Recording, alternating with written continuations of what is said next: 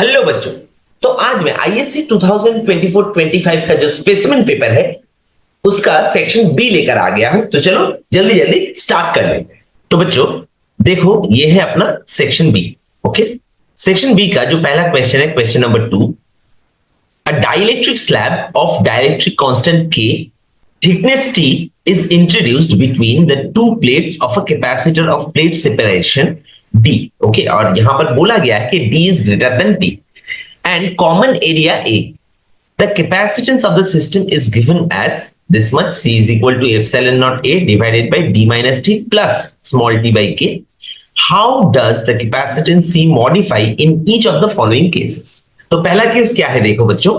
The dielectric slab covers half the distance of the separation between the two plates. मतलब जो dielectric slab है, okay, मतलब capacitor के बीच में जो डाइलेक्ट्रिक स्लैब है जिसको हम लोग टी से डिनोट कर रहे हैं, ओके, वो half of the distance of the separation, मतलब डी का हाफ होगा। मतलब ऐसे हम लोग लिख सकते हैं T will be equal to D by two. तो अगर ऐसा है तो सी क्या होगा या सी प्राइम क्या होगा, ये हम लोगों को बोलना पड़ेगा। और नेक्स्ट है, the whole space between the plates is filled with the dielectric, मतलब d is equal to t. हमें क्लियर बच्चों? तो अपना जो फॉर्मूला है यहां पर अगर ये वैल्यू बिठा देंगे तो अपना काम हो जाएगा। एकदम सिंपल सा क्वेश्चन है। तो देखो यहां पर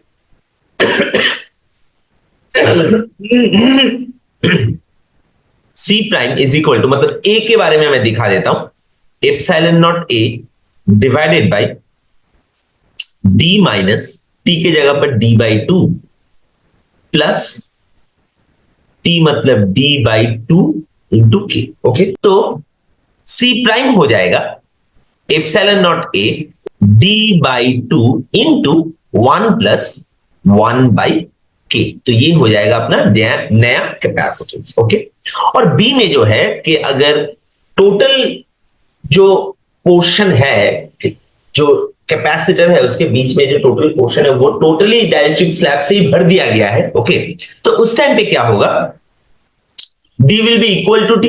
तो अगर यहां पर बिठा दे तो क्या होगा, मैं यहां पर कर देता हूं, c prime will be equal to epsilon naught a divided by d minus d, t के जगह पर भी डी बिठा दिया, एंड प्लस टी बाई के, उसके जगह पर डी बाई के कर दिया। तो देखो डी माइनस डी मतलब जीरो हो जाएगा, तो c prime will be epsilon naught a, k ऊपर चला जाएगा तो k epsilon naught a divided by d. तो ये हो जाएगा अपना सी प्राइम।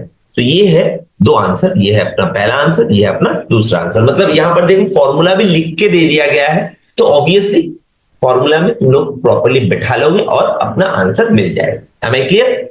आ जाएंगे अपने नेक्स्ट क्वेश्चन। तो बच्चों इसका ही जो और वाला क्वेश्चन है वो देख लेते हैं। In figure 2 below the current voltage graph, तो ये एक आई वर्सेस वी ग्राफ है, for a conductor are given at two different temperature T1 and T2। तो ये वाला जो क्वेश्चन है ये तो क्लास 10 में भी हम लोग करते हैं। ठीक है, तो चलो देख लेते हैं क्या पूछा गया है। एट विच टेम्परेचर T1 और T2 is the resistance higher, मतलब T1 टेम्परेचर और T2 टेम्परेचर किसमें रेजिस्टेंस ज्यादा है, ये हम लोगों को निकालना पड़ेगा। और विच टेम्परेचर इज हायर, मतलब T1 और T2 के बीच कौन सा टेम्परेचर हायर है।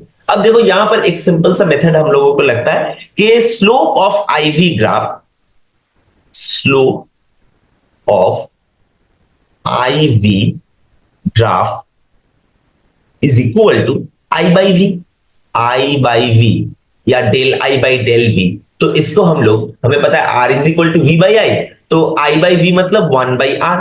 तो मतलब इस ग्राफ का जो स्लोप होगा that will be one by resistance. अब देखो जो अपना T1 है उसके लिए एंगल है θ1 और T2 है उसके लिए एंगल है θ2।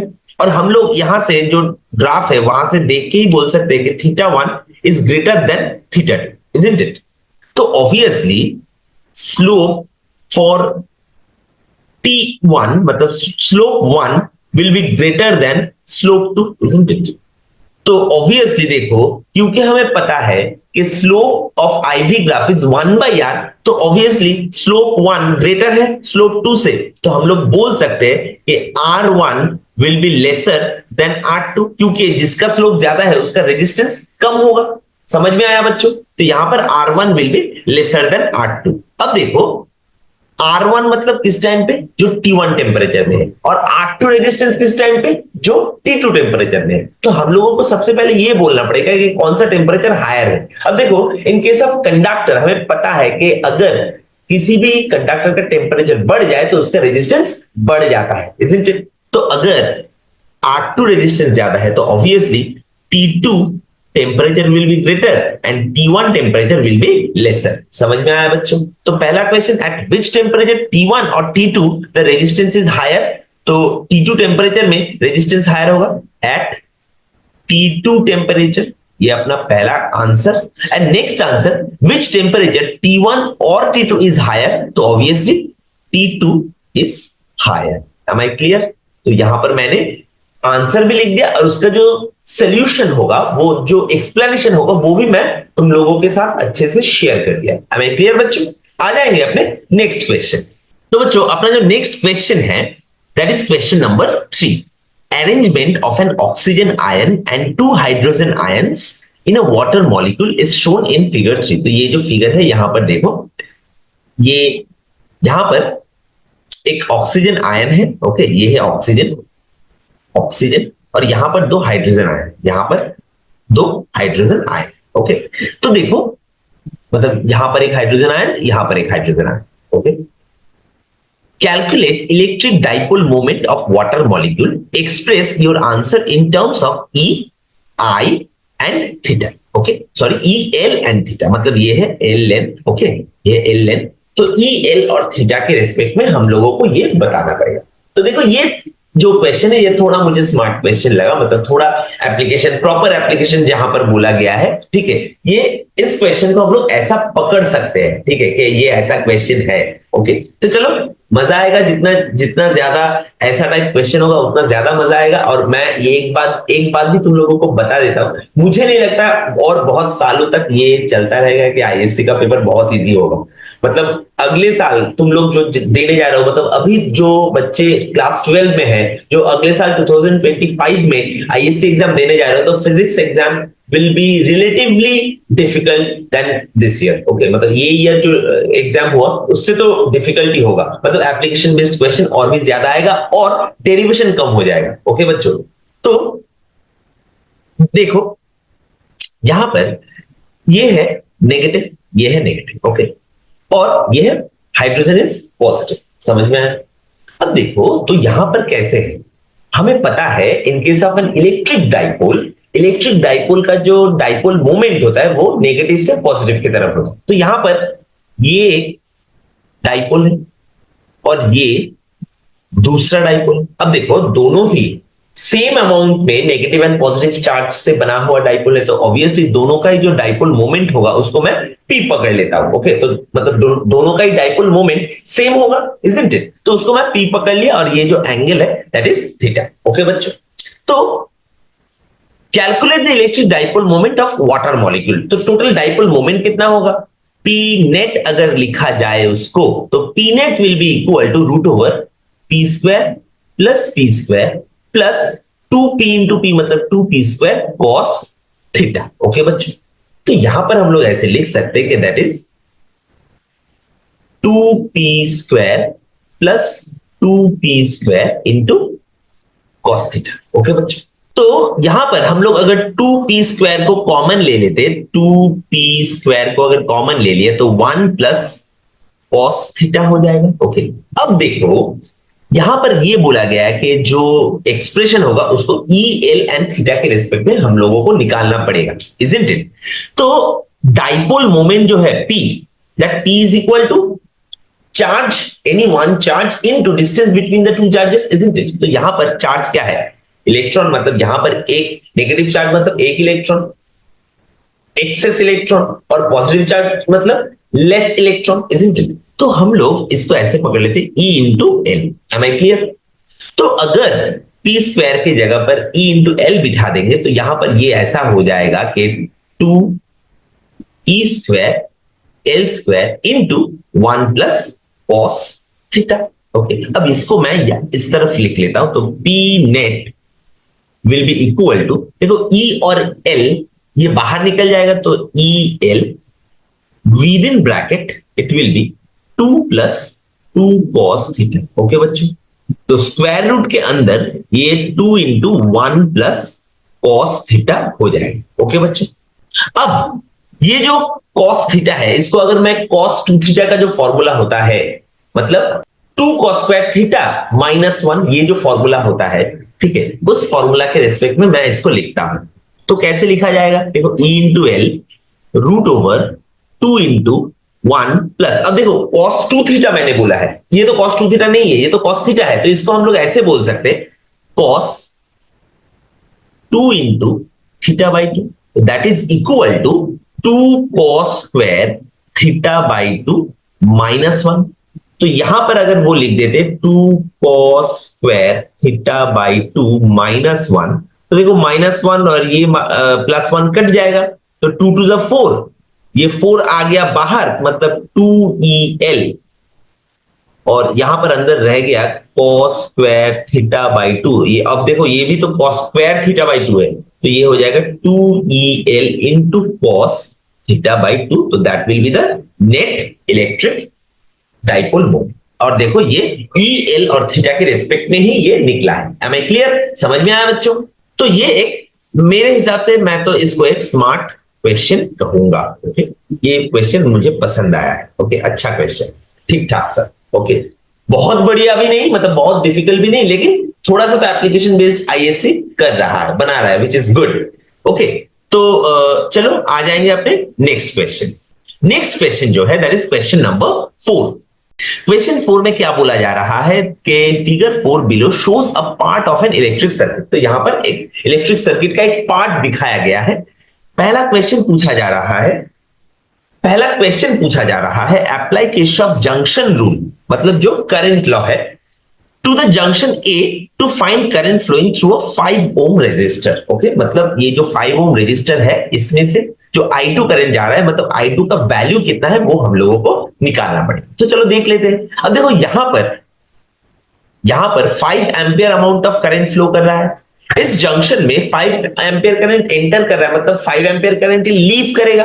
अब देखो इस तरफ 2 एम्पियर करंट लीव कर गया है, 2 एम्पियर करंट, तो इस तरफ बाकी करंट लीव करेगा, मतलब 5 minus 2 which is 3 ampere current, तो इस तरफ जाएगा 3 एम्पियर करंट। तो यहां पर जो आंसर होगा that will be 3 ampere. Am I clear? ये हो गया अपना पहला answer.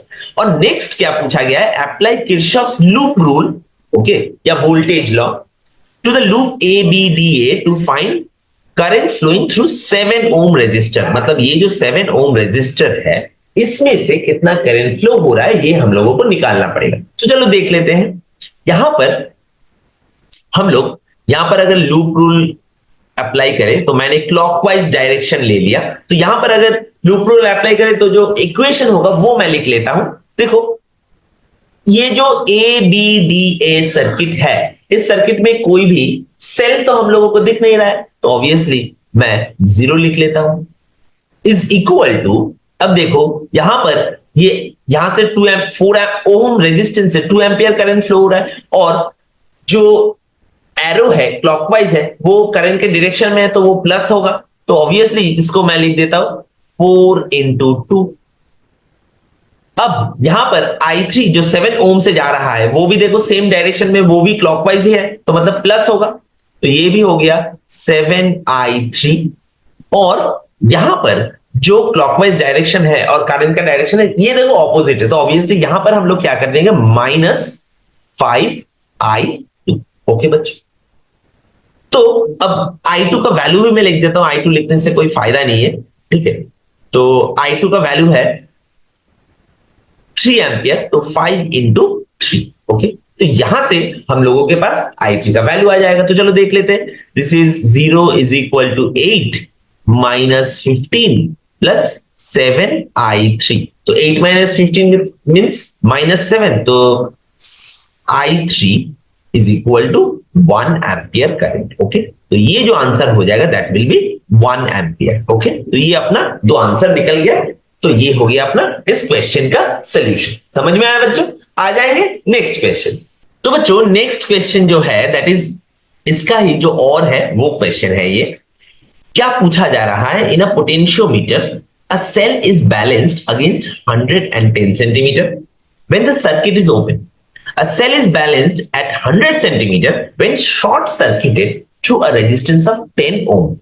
Find the internal resistance of the cell. तो देखो ये जो क्वेश्चन है ये एकदम सिंपल सा, जो पोटेंशियोमीटर से हम लोग किसी भी सेल का जो इंटरनल रेजिस्टेंस निकालते हैं वो इस चीज का एक न्यूमेरिकल है। ओके नो, तो उसका जो फॉर्मूला है वो हम लोग बिठा देंगे। ओके, तो सबसे पहले डेटा लिख लेते हैं। तो यहां पर जो पहला जो लेंथ है L1 which is 110 centimetre. Okay, दूसरा है L2 विच इज 100 सेंटीमीटर और capital R is equal to 10 Om.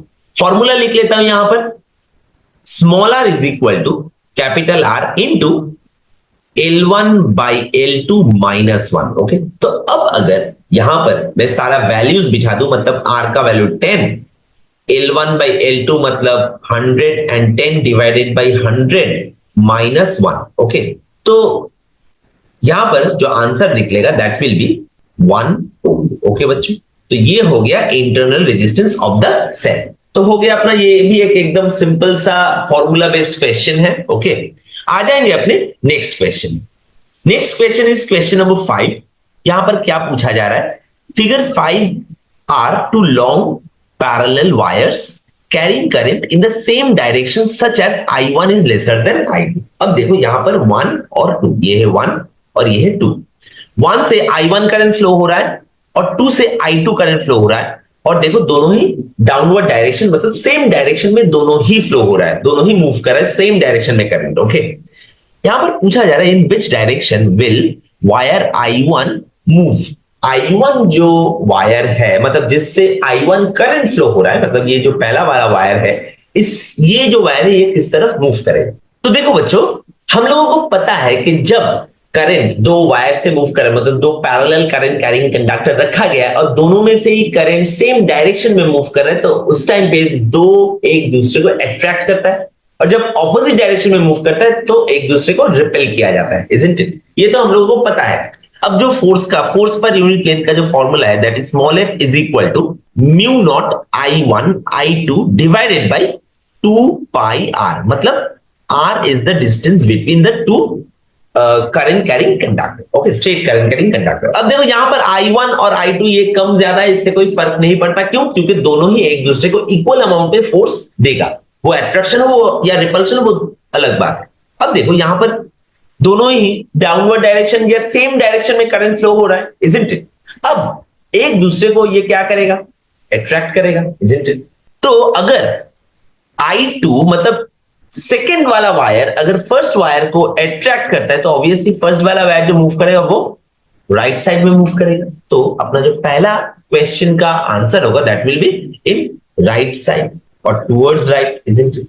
Next क्या पूछा गया है, if the direction of the current I2 is reversed, मतलब यहां पर जो I2 है जो नीचे की तरफ जा रहा था, अब वो बदल के ऊपर की तरफ चला जा रहा है। Okay, I2 is moving upward. Okay, तो obviously direction of current in दोनों में I1 और I2 में ये ऑपोजिट डायरेक्शन में, तो ऑब्वियसली ये क्या करेगा, अभी ये रिपेल करेगा, इजंट इट? तो अब अगर रिपेल कर रहा है, तो यहां पर पूछा जा रहा है in which direction will the I1 wire move now, मतलब अभी I1 वायर किस तरफ मूव करेगा। तो देखो सिंपल सी बात है, यहां पर I1 वायर पहले अगर राइट साइड में मूव कर रहा था, ऑब्वियसली अभी इसको रिपेल किया जाएगा, तो ऑब्वियसली ये अभी लेफ्ट साइड में मूव कर जाएगा, तो ऑब्वियसली ये लेफ्ट साइड मैंने यहां पर लिख किया। तो समझ में आया, कंसेप्ट समझ में आया? यहां पर ये एकदम मैग्नेटिक इफेक्ट ऑफ करंट का के ऊपर ये क्वेश्चन था, तो ये था इसका कंसेप्ट। Okay, clear? आ जाएंगे अपने next question. Next question is question number 6। क्या पूछा जा रहा है, the focal length of a double convex lens is equal to the radius of curvature of either surface। मतलब एक डबल कन्वेक्स लेंस, मतलब ऐसा एक डबल कन्वेक्स लेंस है, ओके, जिसका जो रेडियस ऑफ कर्वेचर है ये एकदम double convex lens is equal to the radius of curvature of either surface. Okay, तो बोला जा रहा है the focal length of a double convex lens is equal to the radius of curvature of either surface, मतलब R1 is equal to R2 is equal to F। Okay, मतलब radius of curvature, दोनों side का radius of curvature focal length के साथ equal है। What is the refractive index of this material? Okay बच्चों, तो पहला 1 by f is equal to mu minus 1 into 1 by r1 minus 1 by r2। तो देखो ऑब्वियसली मैं यहां पर r1 और r2 का वैल्यू बिठा दूंगा। अब देखो r1 is equal to F Q, क्योंकि देखो ये अगर साइड कर्वेचर 1 है, ये अगर साइड 2 या कर्वेचर 2 है, तो इसके लिए इस तरफ जो सेंटर होगा, मतलब जो R1 होगा दैट विल बी पॉजिटिव, और जो R2 होगा दैट विल बी नेगेटिव। तो हम लोग बोल सकते हैं कि R1 is equal to F and R2 is equal to minus F, ऐसे हम लोग लिख सकते हैं। तो ऑब्वियसली अगर यहां पर बिठा देते तो that is mu minus 1 into 1 by F, minus of minus मतलब 1 प्लस 1 बाई एफ, तो ये हो गया। तो अगर देखो यहां पे 1 बाई एफ, अभी मैं थोड़ा यहां पर कर लेता हूं कि 1 by F is equal to mu minus 1 into 2 by F, तो यहां पर एफ और एफ कट गया, तो mu minus 1 will be equal to 1 by 2 मतलब 0.5। तो ये -1 अगर राइट साइड में चला गया तो mu will be equal to 1.5, मतलब ये जो लेंस है ये ग्लास मटेरियल से बना हुआ लेंस है, क्योंकि यही हम लोगों को पता है ना कि ग्लास मटेरियल से बना हुआ जो लेंस होता है वो उसका जो रिफ्रैक्टिव इंडेक्स होता है वो 1.5 होता है, मतलब ग्लास का रिफ्रैक्टिव इंडेक्स 1.5 होता है, तो इसीलिए मैंने ऐसा प्रेडिक्ट किया। अब कभी ऐसा भी हो सकता है कि what is the material of the what is the refractive index of the material of the lens, okay no, ऐसा भी क्वेश्चन पूछा जा सकता है, ठीक है, मतलब तुम्हें रिकॉल करना पड़ेगा इस एप्लीकेशन से। ओके बच्चों, आ जाएंगे अपने नेक्स्ट क्वेश्चन में। नेक्स्ट क्या पूछा जा रहा है, क्वेश्चन नंबर 7, तो इसको मैं इरेज कर देता हूं, ये क्वेश्चन तो हो गया, सॉरी ओके, वो और एक क्वेश्चन था इसके साथ, what is meant by thin prism. Okay, तो थिन प्रिज्म क्या होता है, तो थिन प्रिज्म का जो डेफिनेशन है वो मैं लिख देता हूं यहां पर। तो देखो बच्चों, थिन प्रिज्म का मतलब क्या होता है, जिसका रिफ्रैक्टिंग एंगल बहुत कम होता है, कितना कम, even lesser than 4 degree. Okay बच्चों, तो ये चीज हम लोगों को दिमाग में रखना है, ये थोड़ा एक रिकॉल या नॉलेज बेस्ड क्वेश्चन यहां पर दिया गया है। ओके बच्चों, आ जाएंगे अपने नेक्स्ट क्वेश्चन में, विच इज क्वेश्चन नंबर 7। तो क्वेश्चन नंबर 7 में क्या बोला गया है, name the electromagnetic radiation that has been used in obtaining the image below। Okay, तो देखो यहां पर ये एक एक्सरे प्लेट का, ये एक एक्सरे प्लेट का पिक्चर है, isn't it? ऐसा पिक्चर तो हम लोगों ने देखा है, कभी अगर टांग टूट गया है, हाथ टूट गया है, कोई फ्रैक्चर हो गया है, कोई क्रैक्स हो गया है, तो उस टाइम पे ऐसा पिक्चर हम लोग लेते हैं, या कभी बहुत ज्यादा खांसी जुकाम भी हो गया तब भी ये पिक्चर लेने के लिए डॉक्टर प्रिस्क्राइब करते हैं, और फिर वो पिक्चर लेके हम लोग उसे क्या बोलते हैं, एक्सरे करके डॉक्टर के पास लेकर जाते हैं, तो वहां से डॉक्टर डायग्नोस करता है, isn't it?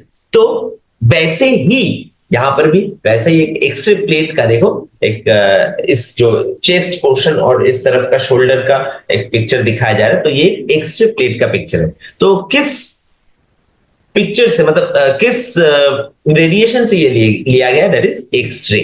ओके, तो यहां पर हम लोगों को सिर्फ ये लिखना है, तो हम लोगों को अपना मार्क्स मिल जाएगा। और देखो ये रिकॉल क्वेश्चन तो है, लेकिन एक अच्छा सा मतलब इसको भी मैं थोड़ा सा अच्छा ही क्वेश्चन कहूंगा, एकदम डायरेक्ट क्वेश्चन ना पूछ के एक छोटा सा एप्लीकेशन करके, मतलब जहां से तुम्हें देख के तुम्हें ये रिकॉल करना पड़ेगा, अच्छा तो ऐसा ये क्या चीज है और ये कहां से लिया गया है। ओके बच्चों, तो इसलिए मैं इसको भी एक ठीक ठाक सा क्वेश्चन, मुझे अच्छा लगा है ये अप्रोच आईएससी का। ओके, आ जाएंगे अपने नेक्स्ट क्वेश्चन में, what is the wavelength range of electromagnetic radiation used in radio broadcast. अब देखो रेडियो ब्रॉडकास्ट में तो रेडियो वेव यूज होता है, तो उसके लिए जो वेवलेंथ रेंज होता है वो क्या होता है, वो मैं बता देता हूं। तो that is greater than 1 metre. Okay बच्चों, ग्रेटर देन 1 मीटर, तो ये इसका वेवलेंथ रेंज होता है। तो ये चीज हम लोगों को थोड़ा याद रखना है, तो ये रिकॉल बेस्ड में है। ओके, अब आ जाएंगे अपने नेक्स्ट क्वेश्चन। अपना जो नेक्स्ट क्वेश्चन है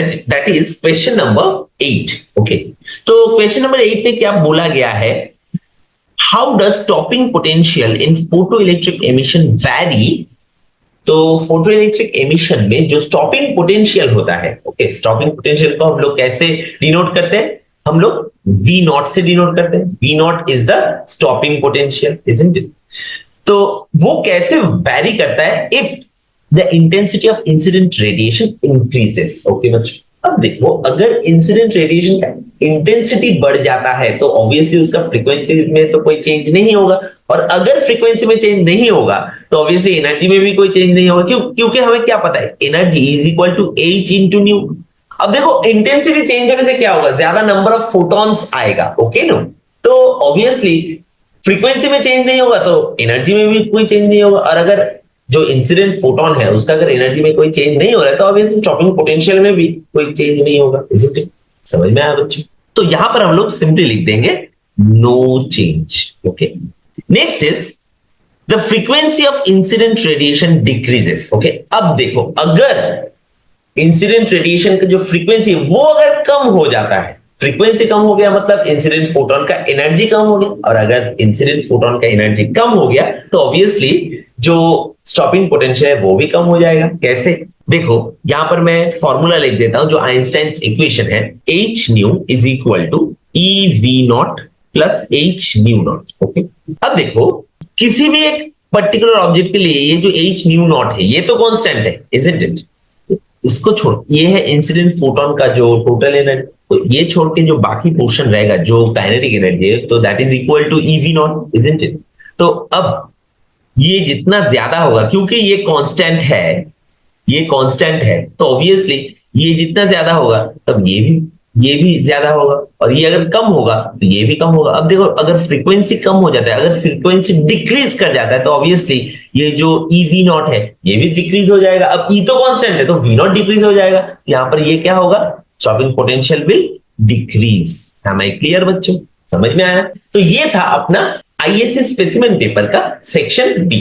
तो अब मैं नेक्स्ट जो वीडियो लाऊंगा उसमें मैं सेक्शन सी लेकर आऊंगा, और उसके पहले क्योंकि तुम लोगों का ही कमेंट आ रहा है कि इसके बारे में, मतलब जो स्पेसिमेन पेपर आया है तो उसके बारे में थोड़ा एनालिसिस भी कर देने के लिए, तो मैं आई थिंक मैं कल एक एनालिसिस वीडियो भी ला दूंगा इसके ऊपर, ठीक है? तो चलो, आज के लिए इतना तक ही, मिलते हैं अगले वीडियो में, तब तक पढ़ते रहो और फोड़ते रहो। Thank you.